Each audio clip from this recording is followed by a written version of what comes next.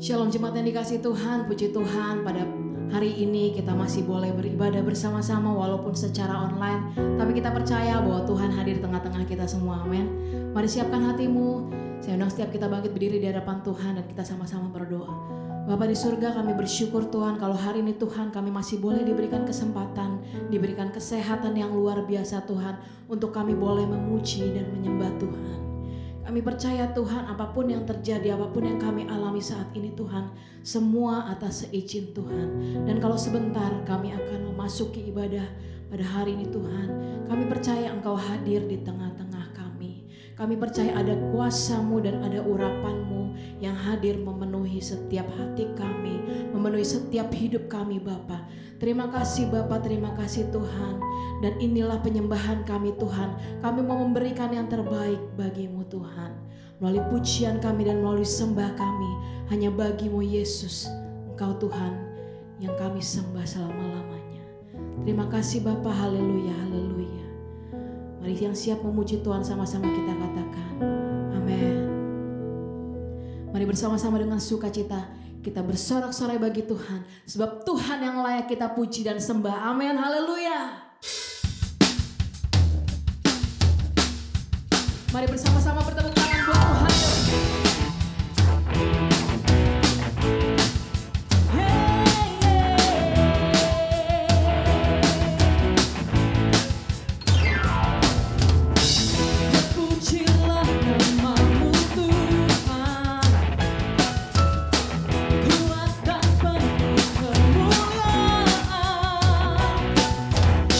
Satu suara kami nyatakan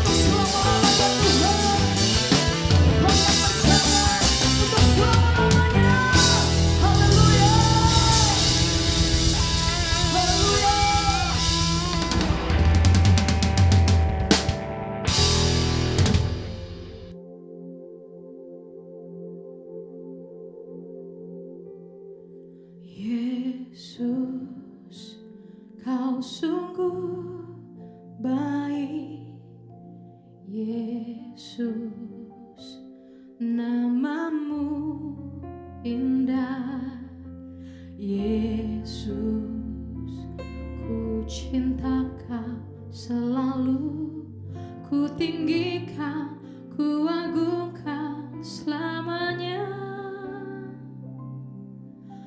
Yesus, Kau sungguh baik, Yesus, namamu indah, Yesus, ku cinta Kau selalu, ku tinggikan, ku agungkan selamanya. Ku mau memujimu, ku selalu pujimu, ku mau menyembahmu, ku selalu sembahmu. Kau yang layak terima semua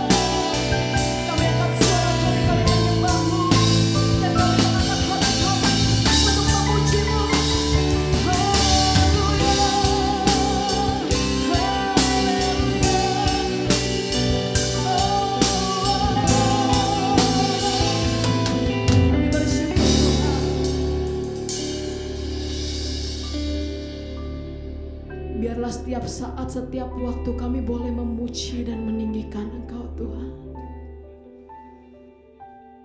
Sebab kerinduan kami adalah kami boleh diam di dalam rumah. Kerinduan kami boleh memuji-Mu, menyembah-Mu setiap waktu Tuhan. Terima kasih Bapa. Mari bersama-sama angkat suaramu, angkat tanganmu, katakan. Ku yakin Kau hadir di sini. Ku rasakan kuasa yang tak terbatas. Ku yakin Kau nyata di sini. Kemenangan terjadi di sini. Ku yakin Kau hadir di sini.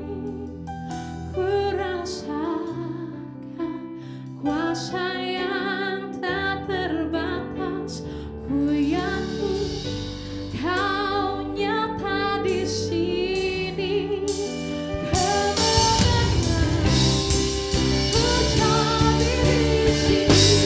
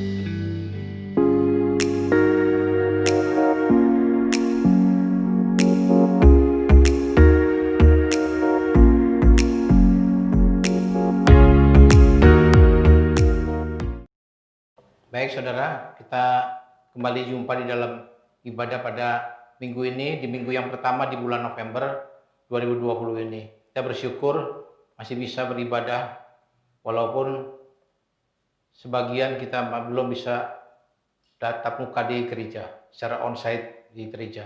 Tetapi buat saudara-saudara yang ada di rumah juga bisa melalui channel YouTube kita bisa beribadah.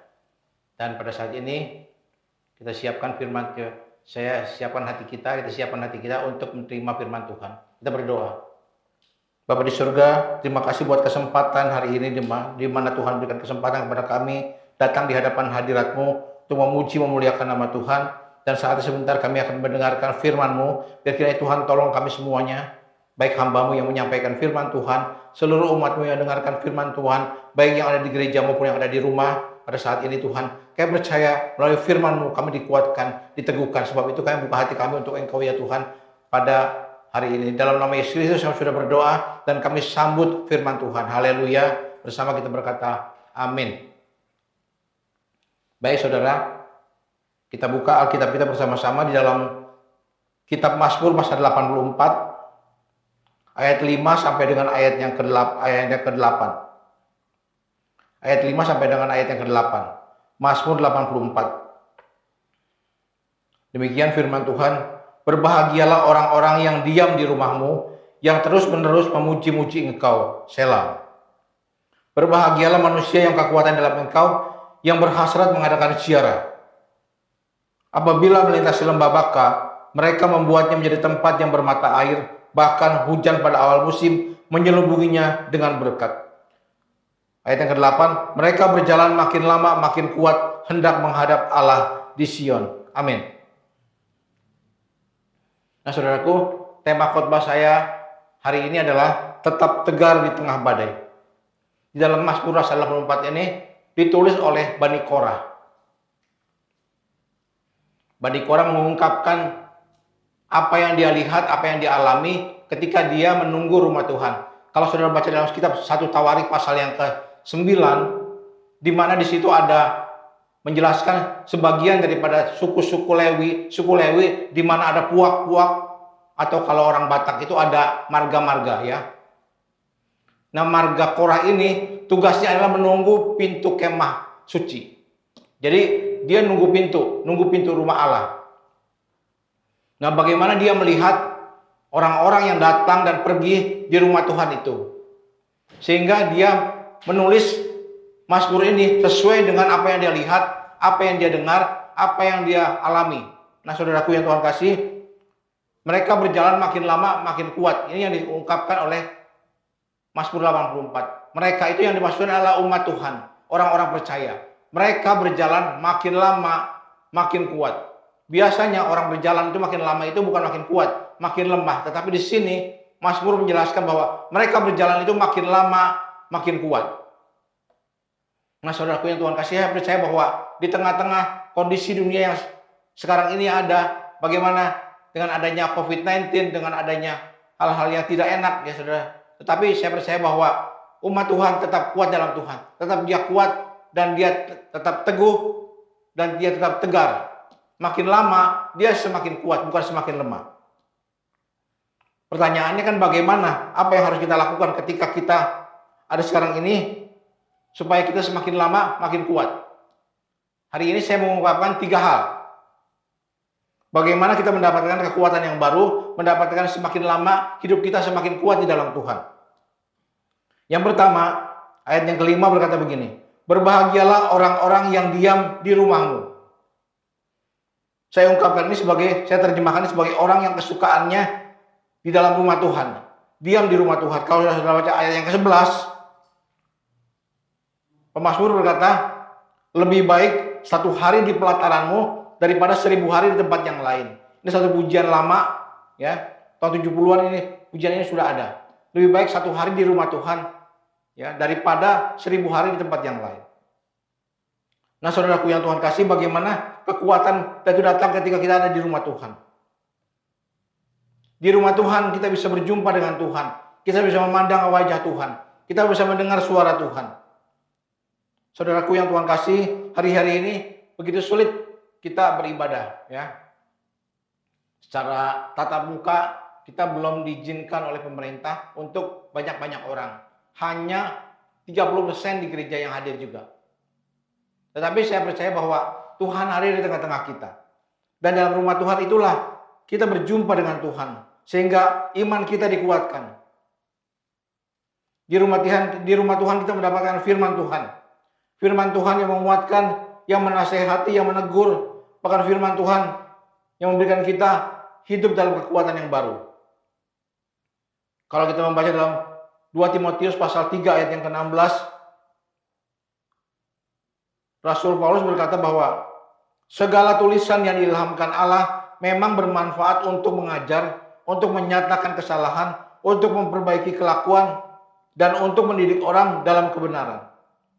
Nah, saudaraku yang Tuhan kasih, bahwa di dalam firman Tuhan itu adalah Tuhan sendiri. Dalam Injil Yohanes pasal yang pertama berkata, pada mulanya adalah firman, dan firman itu bersama-sama dengan Allah, dan firman itu juga adalah Allah. Firman Tuhan itu adalah isi hatinya Tuhan. Bagaimana melalui firman Tuhan kita mendapatkan kekuatan yang baru, mendapatkan penghiburan, mendapatkan kesembuhan. Nah, saudaraku, ketika kita ada dalam rumah Tuhan, semakin lama kita semakin kuat. Walaupun kita belum bisa semua kita beribadah di gereja secara onsite, ya secara tatap muka, tetapi saya percaya bahwa semua kita, baik yang di rumah, di mana kita ada, melalui firman Tuhan ini kita dikuatkan, ya. Dan kita saatnya nanti Tuhan izinkan kita bisa hadir bersama-sama di dalam ibadah tatap muka seperti biasa sebelum pandemi ini berlaku. Saudaraku, jadi yang pertama itu adalah bagaimana orang semakin lama semakin kuat, bagaimana kita ini tetap tegar di tengah-tengah badai. Yang pertama, ketika kita kesukaannya adalah diam di rumah Tuhan. Begitu banyak alasan orang-orang itu tidak bisa ke gereja. Ya, dengan sibuknya toko, ramainya toko pada hari Minggu, sibuk mengantar anak, Kadang-kala kemana kamu gak ke gereja? Minggu itu saya ada kondangan. Karena kondangan, dia tidak datang ke gereja. Tidak berjumpa dengan Tuhan. Nah, saudaraku yang Tuhan kasih, hari ini saya mendorong setiap saudara prioritaskan Tuhan dalam hidup kita. Ya. Saya lihat tetangga saya ketika sholat Jumat, ya, hujan-hujan, dia tetap jalan pergi ke masjid. Pagi-pagi subuh, ya, lewat di depan rumah saya jam 4 pagi, dia udah lewat mau sholat subuh. Nah, saudaraku yang Tuhan kasih, bagaimana dengan kita? Ketika kita ada dalam rumah Tuhan, diam di rumah Tuhan, disitulah kita mendapatkan satu kekuatan yang baru. Hal yang kedua, bagaimana supaya kita tetap tegar di tengah badai. Hal yang kedua yang saya mau sampaikan adalah ayat yang ke-6. Ayat yang ke-6, berbahagialah manusia yang kekuatannya di dalam engkau, yang berhasrat mengadakan ziarah. Garis bawahi, yang berhasrat mengadakan ziarah. Yang kedua, saya terjemahkan sebagai di mana kita ketika kita memiliki motivasi yang benar datang ke rumah Tuhan, kita mendapatkan suatu kekuatan yang baru. Apa itu ziarah? Kalau ini bulannya ini bulan Maulud, ya. Saudara-saudara kita yang muslim, bulan Maulud. Biasanya bulan-bulan ini, ya, pemakaman itu rame. Ngapain? Ziarah. Ziarah kemana? Ziarah ke makam. Orang-orang Tionghoa, ya, banyak pergi ke kelenteng, pergi ke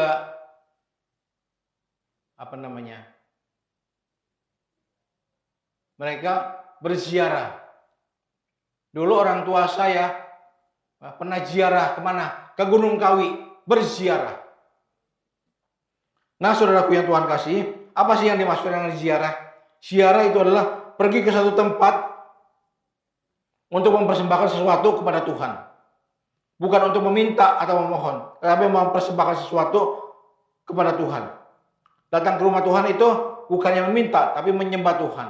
Memberikan yang terbaik buat Tuhan. Memberikan hati kita, memberikan penyembahan, memberikan pujian, memberikan korban buat Tuhan. Nah, saudara, ada satu contoh dalam surat 1 Raja-Raja, kitab 1 Raja-Raja pasal yang ketiga. Waktu itu Raja Israel yang digantikan oleh Salomo, ya, dia naik tahta menggantikan ayahnya yang bernama Raja Daud. Tidak berapa lama setelah dia naik tahta, dia pergi ke Bukit Gibeon. Jaraknya kurang lebih 20 km dari kota Yerusalem. Di Bukit Gibeon itu, dia membawa 1000 ekor korban. Dipersembahkanlah ke sana. Di atas Bukit Gibeon itu.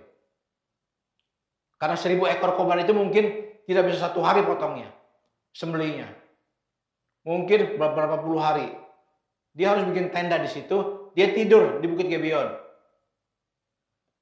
Apa yang terjadi? Satu hari, satu malam, di mana Raja Salomo bermimpi. Malaikat Tuhan datang kepada dia. Dia bertanya. Malaikatnya bertanya, Salomo, apa maksudmu? Apa tujuanmu? Apa permintaanmu? Sehingga engkau mempersembahkan korban begitu banyak pada Tuhan. Jawab Salomo oleh apa? Jawab Salomo bagaimana jawabnya? Dia berkata, aku tidak meminta sesuatu. Aku hanya mengucap syukur. Karena aku telah diizinkan menggantikan ayahku Daud. Dan selama 40 tahun Tuhan sudah berkati ayahku Raja Daud untuk memimpin bangsa Israel yang besar ini. Lalu disampaikan lagi, malaikat itu berkata kepada Tuhan, sampaikan kepada Tuhan. Tuhan, Salomo nggak minta apa-apa. Dia hanya membawa korban. Lalu Tuhan tanya lagi. Yang kedua kalinya, mungkin malam yang kedua, tanya lagi. Sebenarnya apa sih? Apa yang kamu mau minta kepada Tuhan? Lalu Salomo berkata, jika Tuhan izinkan aku meminta sesuatu, satu saja yang aku minta. Berikan aku hikmat. Aku tidak minta harta. Aku tidak minta umur yang panjang. Aku hanya minta satu hal. Berikan hikmat kepadaku. Agar aku mampu untuk memimpin bangsa Israel yang besar ini. Malaikat itu sampaikan lagi kepada Tuhan. Jawab Tuhan begini. Dia bilang, Salomo, apa yang kau minta, aku berikan kepadamu. Engkau akan menjadi seorang raja yang berhikmat. Yang paling berhikmat. Sebelum engkau dan sesudah engkau, tidak ada orang yang punya hikmat seperti engkau. Tetapi apa yang tidak engkau minta, juga aku berikan kepadamu. Aku berikan kekayaan, aku berikan umur panjang, aku berikan kemuliaan.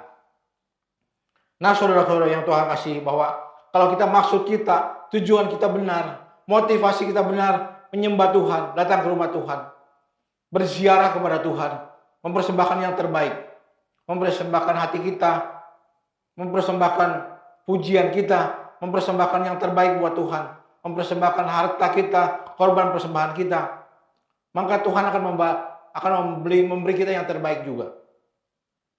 Bahkan apa yang kita tidak minta, itu yang Tuhan sediakan buat kita. Apa yang tidak pernah kita pikir, itu yang Tuhan sediakan buat kita.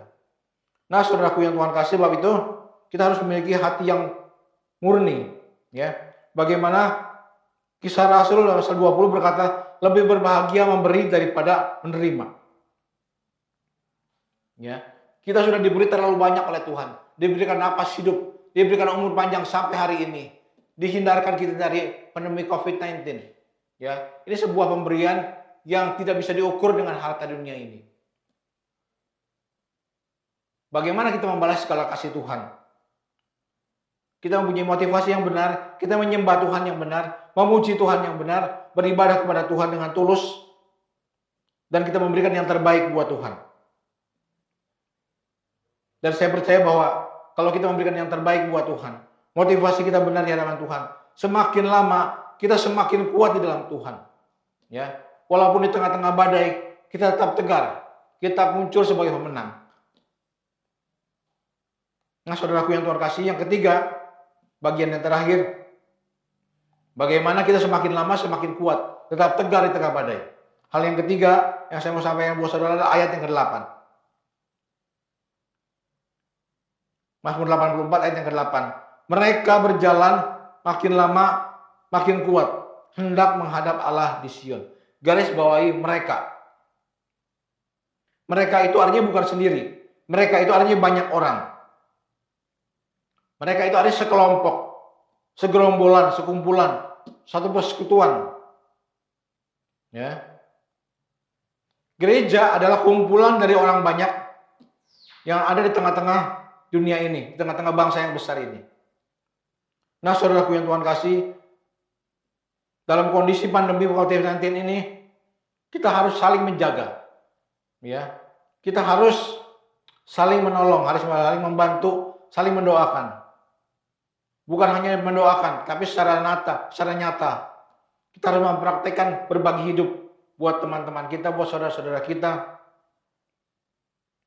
Saya masih mendorong buat saudara semua, hidupkan komsel. Apakah itu melalui Zoom, apakah melalui WA Group, banyak aplikasi yang bisa kita sama-sama bisa berdoa bersama, bisa komsel bersama. Melalui komsel kita saling dikuatkan, saling diteguhkan. Nah, saudaraku yang Tuhan kasih, bahwa dalam kondisi yang seperti ini, ya, kita tidak tahu sampai kapan pandemi ini, COVID-19 ini, apakah 2021, apakah 2022, apakah 2025, kita tidak tahu sampai kapan. Tidak ada yang bisa memprediksi.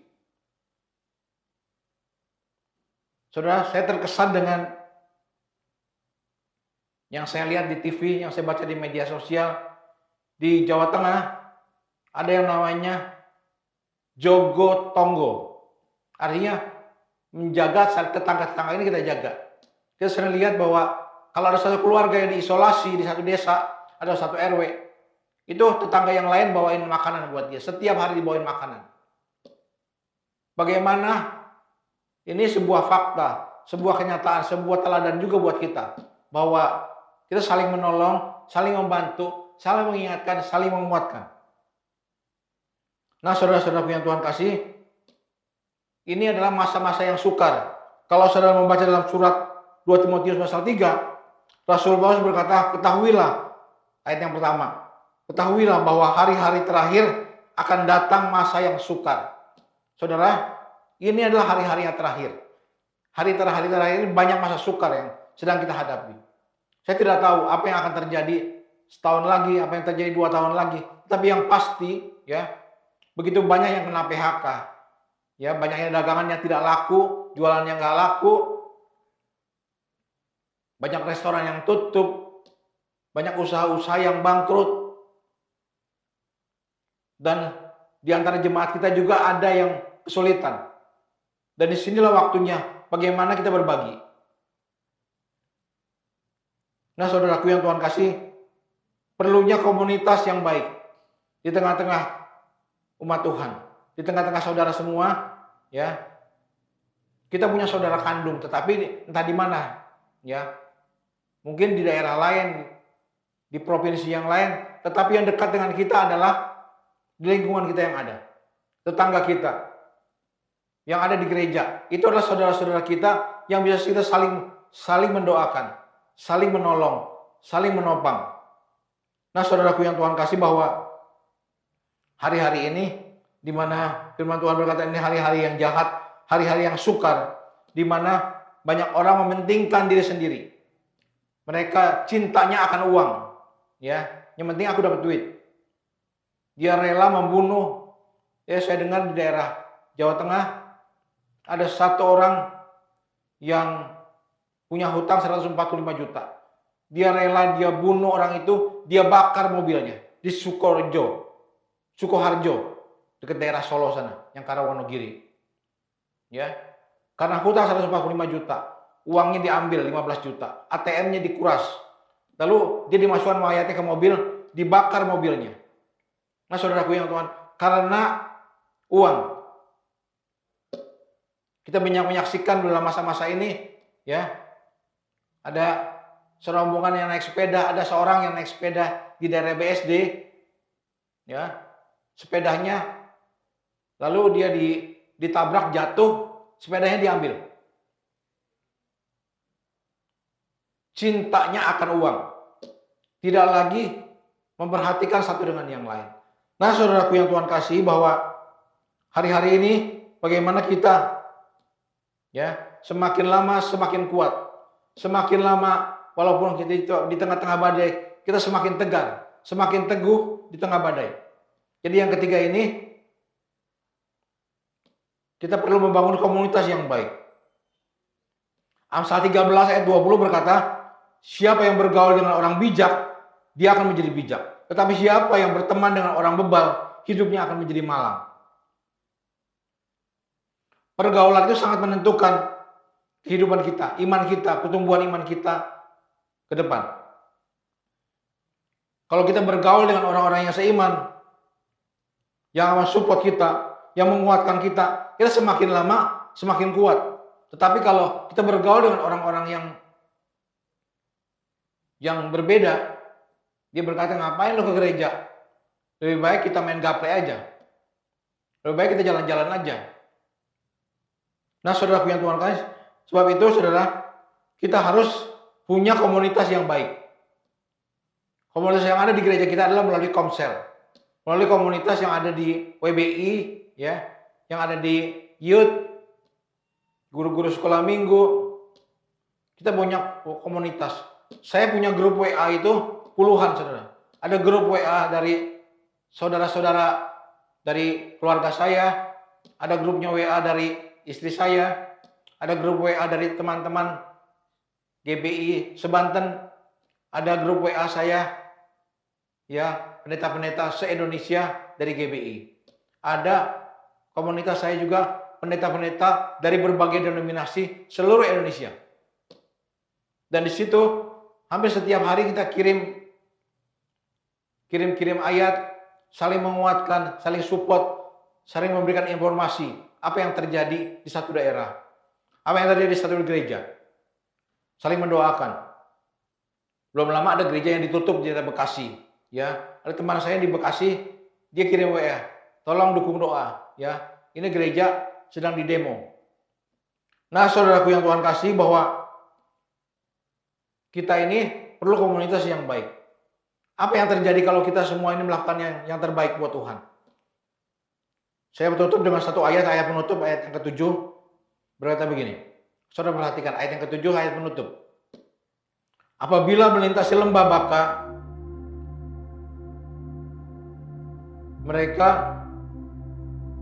mereka membuatnya menjadi tempat yang bermata air, bahkan hujan pada awal musim menjelubunginya dengan berkat. Ayat yang ke-8, mereka berjalan makin lama makin kuat, hendak menghadap Allah di Sion. Saudara perhatikan, apabila melintasi lembah Baka itu lembah Nirmat. Lembah Nirmat itu lembah air mata, lembah kesusahan. Dalam bahasanya Daud dalam Mazmur pasal 23 itu lembah kekelaman, lembah kesulitan, kesengsaraan. Tetapi mereka bisa membuatnya menjadi tempat yang bermata air, yang mengeluarkan mata air. Bahkan hujan pada awal musim menyelubunginya dengan berkat. Saudara, yang merubah itu bukannya Tuhan, tetapi Tuhan izinkan kita yang merubah itu. Kita merubah tempat yang mengeluarkan air mata, lembah kekelaman, lembah Nirmat dan air mata, kita rubah menjadi tempat yang bermata air, bahkan tempat yang menghasilkan berkat-berkat yang melimpah. Nah, saudaraku yang Tuhan kasih, di tengah-tengah kondisi pandemi COVID-19 ini, saudara, kondisi yang tidak menentu di seluruh negara, seluruh dunia.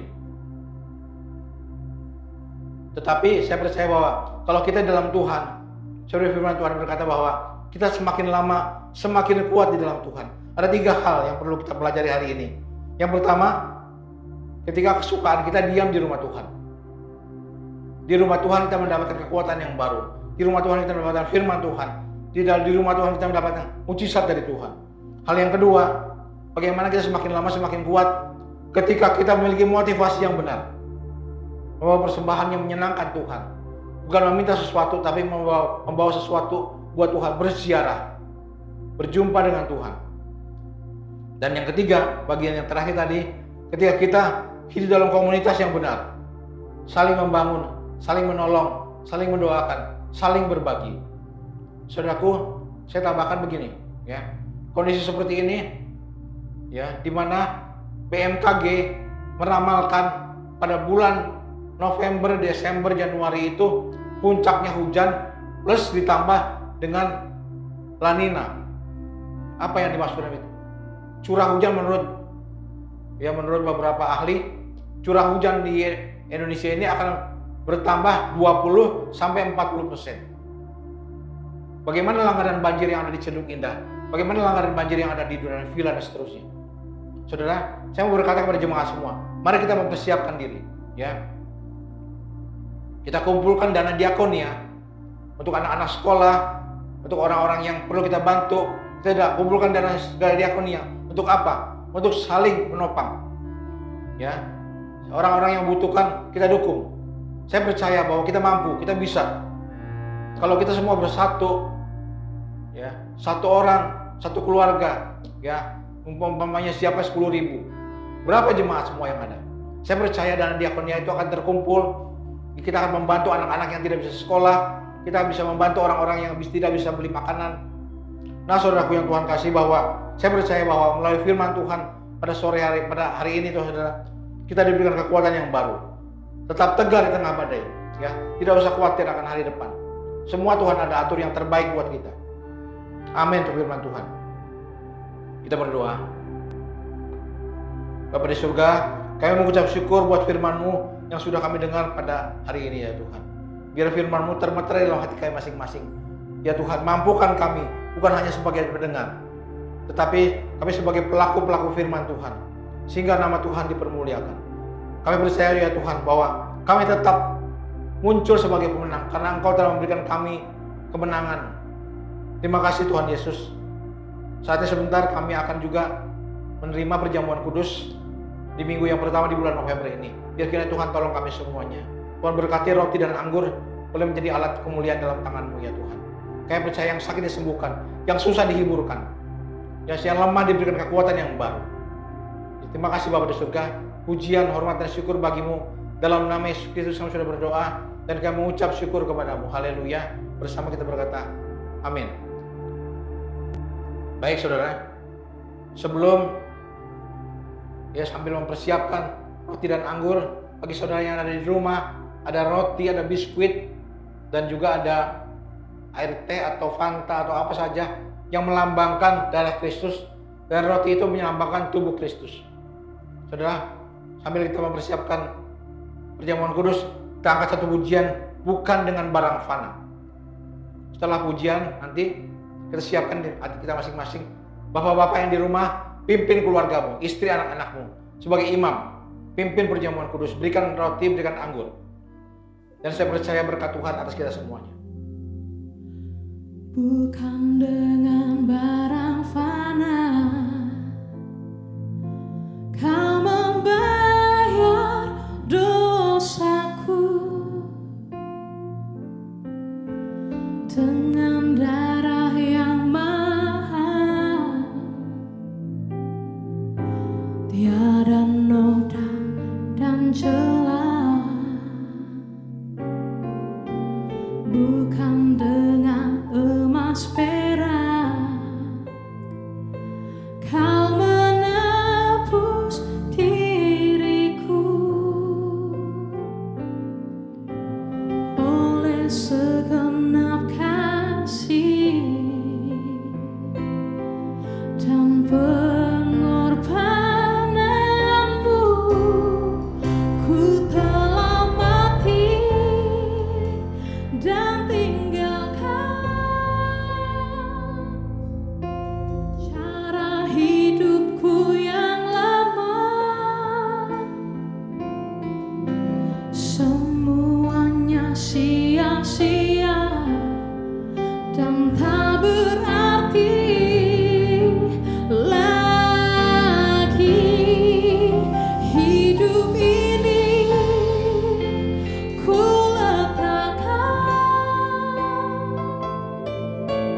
pada mesbah-Mu ya Tuhan. Jadilah padaku seperti yang Kau ingini. Mari bersama-sama katakan, ku telah mati dan tinggalkan cara hidupku yang lama. Semuanya sia-sia dan tak berarti lagi. Hidup ini ku letakkan pada mesbah-Mu ya Tuhan. Jadilah padaku seperti yang Kau ingini. Jadilah padaku seperti yang Kau ingini. Jadilah padaku seperti yang Kau ingini.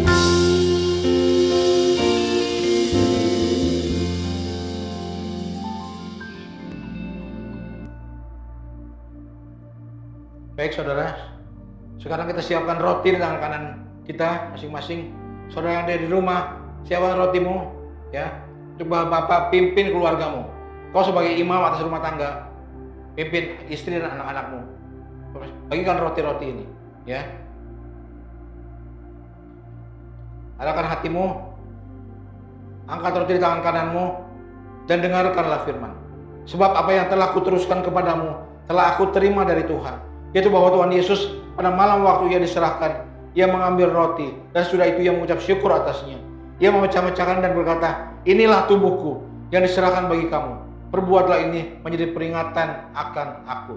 Mari kita terima dengan iman dalam nama Tuhan Yesus Kristus.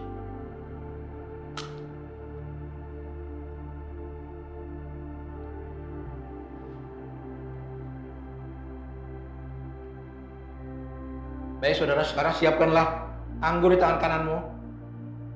Anggur ini melambangkan darah Kristus. Darah Kristus yang sudah tercurah di atas kayu salib 2000 tahun yang lalu di atas bukit Golgota. Angkat tinggi-tinggi di hadapan Tuhan dan buka hatimu.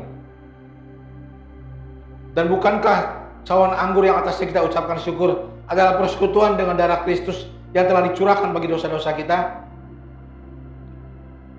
Demikian juga yang mengambil cawan sesudah makan. Lalu Yesus berkata, cawan ini adalah perjanjian baru yang dimeteraikan oleh darahku. Perbuatlah ini menjadi peringatan akan aku. Mari kita terima dengan iman di dalam nama Tuhan Yesus Kristus.